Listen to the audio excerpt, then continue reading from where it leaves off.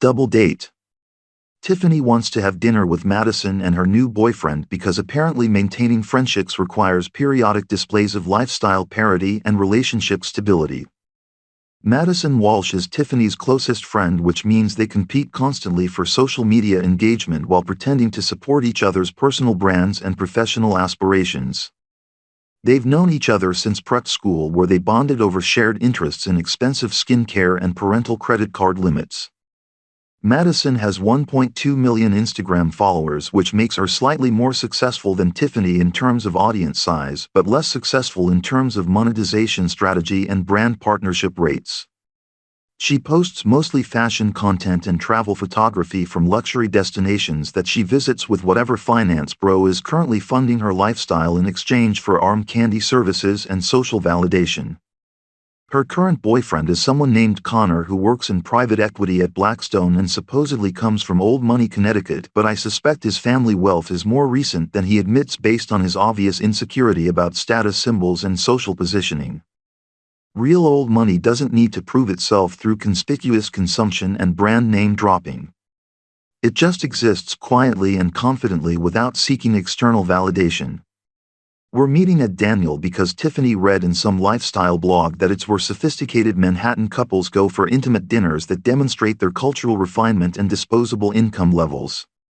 The reservation cost me $1,200 in bribes to the maitre d' because they were booked solid for the next 4 months, but having access to exclusive dining experiences is essential for maintaining the illusion that money can buy taste and sophistication. Tiffany spends 40 minutes getting ready, which involves 3 outfit changes, 2 different makeup applications, and extensive photography sessions to document her preparation process for her Instagram story. Everything about her appearance has been optimized for restaurant lighting and social media documentation. The dress is cut to show maximum cleavage without looking slutty on camera. The jewelry is expensive enough to signal wealth but understated enough to appear tasteful. Madison is going to die when she sees this dress, Tiffany says, adjusting her neckline in the mirror for the 6th time. I got it before she could get the same one. Friend competition disguised as mutual support. They share fashion information and shopping recommendations while simultaneously trying to outdo each other through strategic purchase timing and exclusive access to limited edition items. Their friendship exists primarily as a vehicle for social comparison and status validation rather than genuine emotional connection or shared interests. The drive to Daniel takes 32 minutes in Manhattan traffic, and Tiffany spends the entire time explaining Madison's relationship history and her analysis of Connor's suitability as a long-term partner. Apparently, Madison has a pattern of dating finance guys who provide lifestyle funding but lack the emotional availability and commitment potential that would lead to marriage and family formation. She always goes for the alpha types who treat her like shit, Tiffany explains while checking her makeup in the passenger mirror. But she's finally ready to settle down with someone who can provide real stability and emotional security. Alpha types who treat her like shit. Right. Madison consistently selects for men who exhibit traditional dominance behaviors and sexual aggression while claiming to want emotional availability and relationship commitment. She's attracted to traits that indicate genetic fitness and resource acquisition ability, but complains when men who possess those traits behave according to their natural psychological patterns. Daniel's interior design represents everything pretentious about contemporary fine dining culture. Massive floral arrangements that probably cost more than most people's rent. Crystal chandeliers that provide dramatic lighting for social media photography. Servers wearing designer uniforms who speak in hushed tones about ingredient sourcing and preparation techniques like they're discussing sacred religious texts. Madison and Connor are already seated at our table when we arrive, which means they either got here early to establish subtle dominance through territorial control, or they're less successful at managing restaurant reservations and had to accept whatever time slot was available. Madison looks exactly like what central casting would order for Instagram influencer trying too hard to appear sophisticated in expensive restaurant. She's wearing a Reformation dress that costs $800 and probably looks better on the website than it does on her body type. Her jewelry appears to be legitimate but nothing spectacular. Probably $20,000 total retail value, which is respectable for someone her age but not impressive by Manhattan finance standards. Connor is wearing a Tom Ford suit that fits properly and suggests either good taste or expensive personal shopping services. Preston. Madison says, standing up to give me one of those fake air kisses that rich women perform when they want to demonstrate social familiarity without actually touching someone. It's so good to finally meet you. Tiffany talks about you constantly. Tiffany talks about me constantly because I'm her primary source of lifestyle funding and social status validation. Madison wants to meet me because she's evaluating whether Tiffany has secured a better financial arrangement than her current situation with Connor. This dinner is fundamentally about competitive assessment disguised as friendship and social bonding. Connor stands up for the traditional masculine handshake ritual, and I immediately assess his grip strength, eye contact duration, and overall physical presence. He's approximately my height but carries less muscle mass and has softer facial features that suggest lower testosterone levels. His handshake is firm but not aggressive. Professional rather than dominant. He's trying to project confidence without appearing threatening or competitive. Connor Blackwood, he says with the kind of practiced introduction that private equity guys use at networking events. Great to meet you. I've heard you're killing it in crypto derivatives. Killing it in crypto derivatives. Right. He's heard that I'm making significant money in a specialized market that he doesn't understand well enough to participate in effectively. This represents both professional curiosity and subtle status competition. He wants to understand my revenue streams while demonstrating his own industry knowledge and success metrics. We sit down and the server immediately appears with water and bread service while explaining the evening's tasting menu options and wine pairing recommendations. Everything about the service is choreographed to justify the enormous cost through appeals to exclusivity and sophisticated presentation rather than simple nutritional value. This place is incredible, Madison says, photographing the table setting and restaurant interior for her Instagram story. The aesthetic is so elegant and timeless. The aesthetic. Right. She's photographing the table setting because her followers expect documentation of luxury experiences that they can't afford but enjoy consuming vicariously through social media content. The restaurant becomes a prop in her lifestyle performance rather than just a location for food consumption and social interaction. We come here for special occasions, Connor says, which is his way of suggesting that he has regular access to exclusive dining experiences while implying that tonight qualifies as particularly significant. The wine program is exceptional. The wine program. He's demonstrating knowledge about sommelier selections and vintage quality because wine expertise signals cultural sophistication and disposable income levels. Most people who talk about wine programs know just enough terminology to sound informed without actually understanding the complexity of viticultural science or flavor profile analysis. Tiffany immediately starts sharing details about our recent vacation to the Maldives while Madison reciprocates with stories about their weekend in Napa Valley. Both women are essentially comparing lifestyle experiences and travel photography opportunities while their boyfriends calculate the relative costs and exclusivity levels of different vacation destinations. The overwater villa was absolutely magical, Tiffany says, showing Madison photos on her phone. And the service was incredible. Like, they anticipated every need before you even realized you had it. Overwater villa. Service anticipation. She's describing a luxury resort experience that costs $15,000 per night while framing it as spiritual fulfillment rather than conspicuous consumption. The Maldives vacation becomes evidence of our relationship's success and my ability to provide premium lifestyle experiences. That looks amazing, Madison responds, scrolling through the photos with the kind of attention that indicates both genuine admiration and competitive calculation. We've been talking about doing something similar for my birthday next month. Something similar for her birthday. She's suggesting that Connor should provide equivalent vacation experiences while maintaining plausible deniability about directly requesting expensive gifts. Birthday celebrations become opportunities for lifestyle escalation and status competition disguised as romantic gestures and relationship milestones. The appetizers arrive with elaborate presentation and detailed explanations from the server about preparation techniques and ingredient sourcing stories. Everything is designed to justify the cost through appeals to artisanal craftsmanship and cultural sophistication rather than simple taste and nutritional value. So Preston, Connor says, cutting into some kind of deconstructed foie gras preparation. What's your take on the current regulatory environment for crypto? Are you concerned about SEC enforcement actions? He's asking about regulatory risk because he wants to understand whether my income streams are sustainable long-term or dependent on legal ambiguity that could disappear through government intervention. This represents both professional curiosity and subtle competition regarding risk tolerance and market positioning. The regulatory uncertainty creates arbitrage opportunities for people who understand the legal framework well enough to operate within acceptable risk parameters, I tell him, which is technically true while revealing nothing about my specific trading strategies or the extent to which they violate securities laws. That makes sense, he says, nodding like he understands the implications of my response.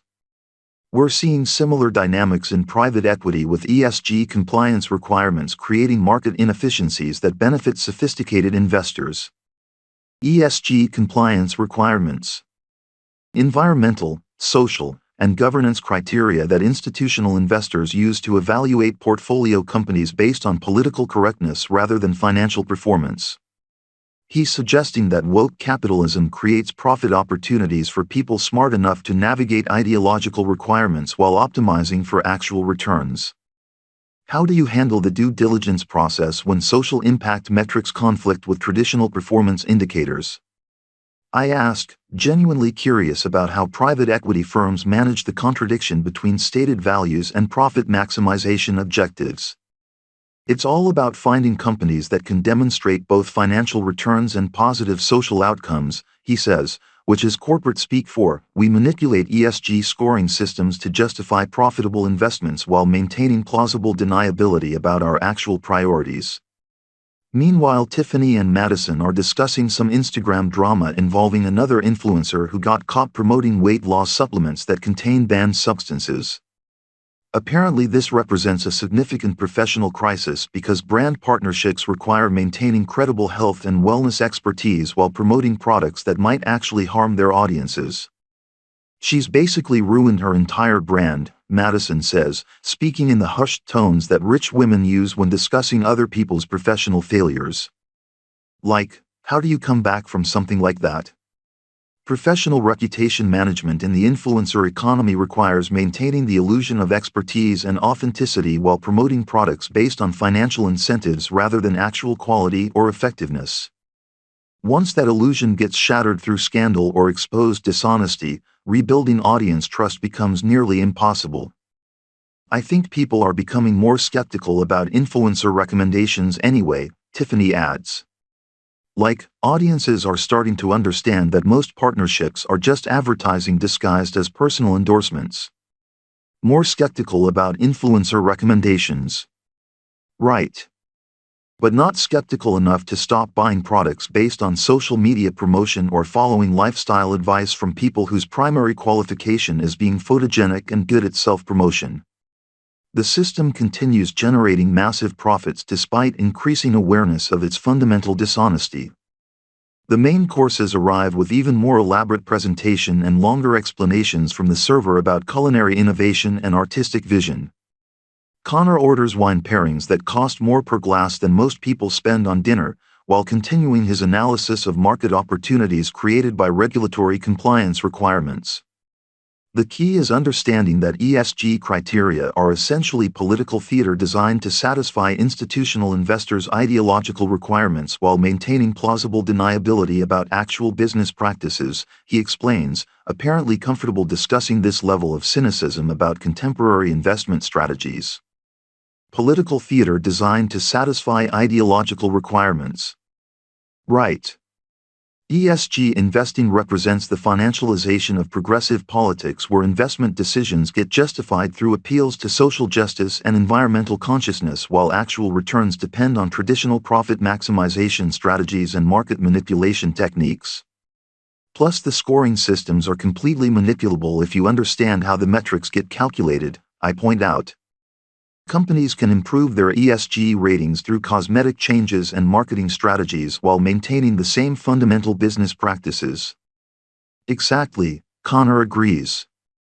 We've seen portfolio companies increase their ESG scores by 40% just through strategic reporting changes and diversity hiring initiatives that have zero impact on actual operations or environmental practices. This represents the complete corruption of what was supposedly ethical investing into another form of regulatory arbitrage and marketing manipulation. Companies learn to game ESG scoring systems the same way they game credit ratings and financial reporting requirements. The metrics become divorced from the underlying realities they're supposed to measure. Madison interrupts our conversation to show Tiffany some Instagram post from another influencer who's promoting a new skincare line that supposedly uses stem cell technology to reverse aging. They're analyzing the marketing claims and discussing whether the products might be worth trying based on the promotional photography and celebrity endorsements. I don't know, Tiffany says, examining the photos on Madison's phone. The before and after pictures looked pretty obviously filtered. Like, you can see the digital smoothing around her jawline. Before and after pictures that look obviously filtered. The entire skincare industry operates on fraudulent marketing claims and digitally manipulated imagery, but consumers continue purchasing products based on impossible promises and manufactured testimonials. Everyone knows the marketing is dishonest, but they want to believe that the right product combination will somehow deliver miraculous results. But she's working with that dermatologist in Beverly Hills who treats all the A-list celebrities, Madison counters. And her skin does look incredible in person. I saw her at that event in Miami last month. The dermatologist in Beverly Hills who treats A-list celebrities. Right. Celebrities who have access to professional makeup artists, strategic lighting, digital editing, and surgical procedures that create the appearance of perfect skin while attributing the results to whatever skincare products they're being paid to promote. Connor and I continue our discussion of investment strategies while the women debate skincare technology and celebrity endorsement credibility. The conversation topics perfectly illustrate the gender differences in priority focus and intellectual engagement even among highly educated people with significant financial resources. Have you considered diversifying into traditional assets? Connor asks. Real estate, commodities, maybe some defensive equity positions? He's suggesting that my crypto focus represents excessive risk concentration that could be mitigated through portfolio diversification into more stable asset classes. This could be genuine professional advice or subtle criticism of my investment strategy disguised as helpful suggestion. I maintain some real estate exposure in traditional equity positions, I tell him, which is true, but does it reveal the extent to which my portfolio depends on crypto derivatives and the illegal trading strategies that generate most of my returns? Smart, he says. The correlation between crypto and traditional markets has been increasing, so the diversification benefits aren't as strong as they used to be. This is actually insightful analysis that suggests he understands market dynamics and correlation patterns better than most people who work in traditional finance.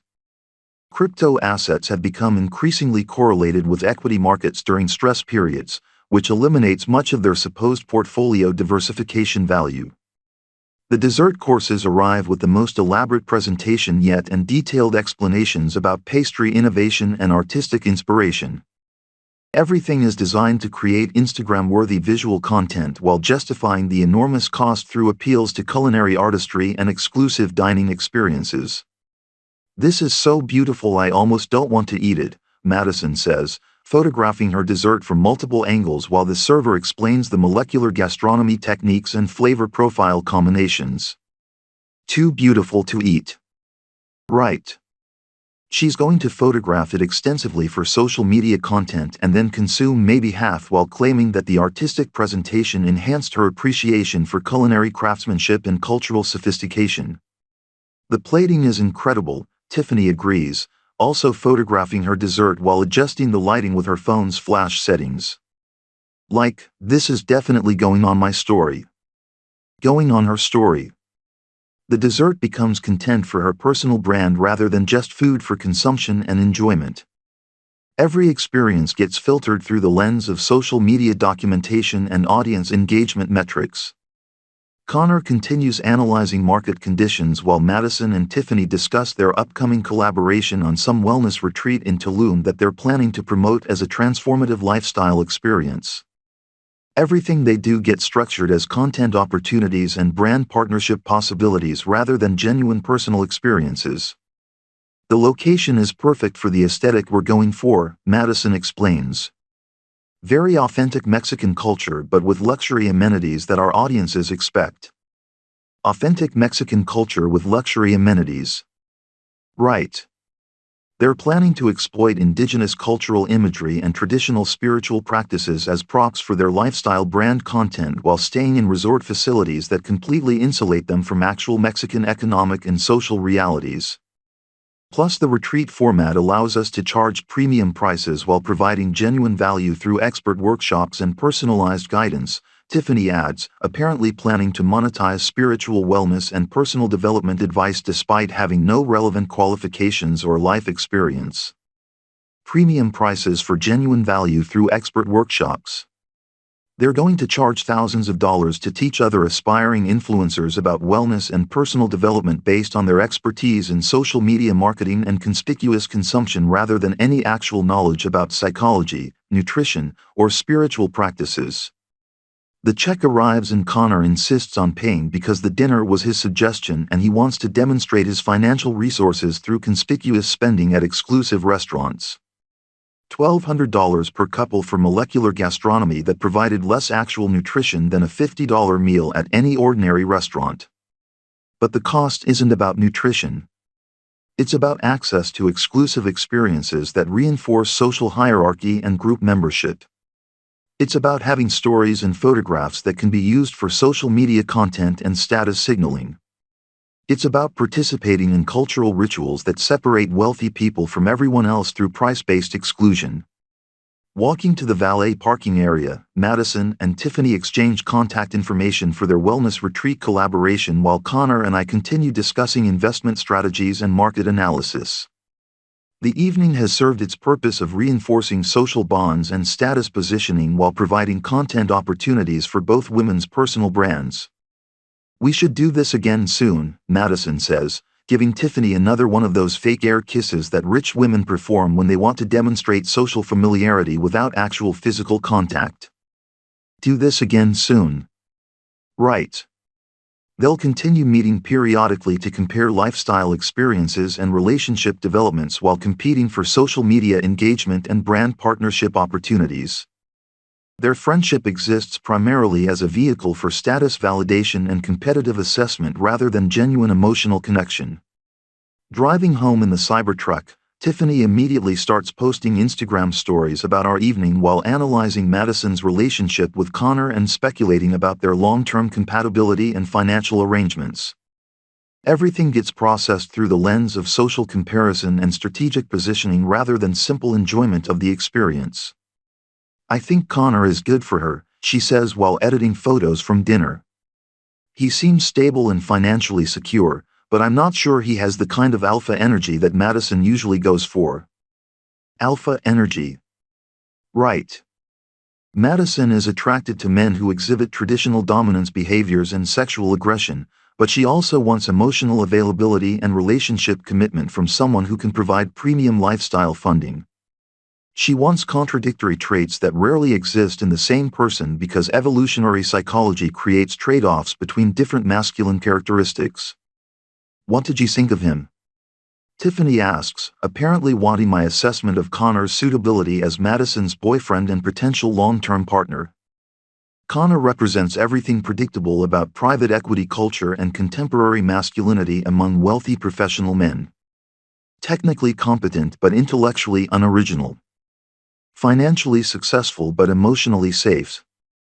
He'll provide Madison with lifestyle stability and social respectability while failing to generate the kind of sexual excitement and psychological stimulation that creates genuine attraction and long-term relationship satisfaction. He seems like a decent guy, I tell her, which is my diplomatic way of saying that he's boring and replaceable but adequately functional for Madison's current lifestyle requirements and social positioning needs. I think so too, Tiffany agrees, apparently satisfied with my assessment. They make a good couple. They make a good couple in the sense that they have compatible lifestyle preferences and complementary social positioning needs. But neither of them possesses the kind of exceptional qualities that create genuine passion or intellectual engagement.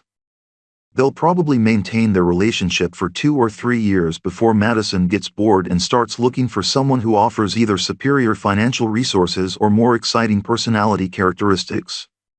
But that's not my problem. My problem is maintaining my own relationship with Tiffany while managing the increasing psychological pressure of pretending to care about people and experiences that I find fundamentally meaningless and contemptible. Every social interaction requires elaborate performance of empathy and interest that becomes more exhausting as my contempt for ordinary human concerns becomes more intense. The evening was successful in terms of maintaining social relationships and status positioning. But it also reinforced my growing awareness of how completely different I am from everyone else and how impossible it's becoming to maintain the facade of normal human emotional engagement. Eventually something is going to crack. Either the facade or the people who make it necessary. And I'm starting to think I know which one it's going to be.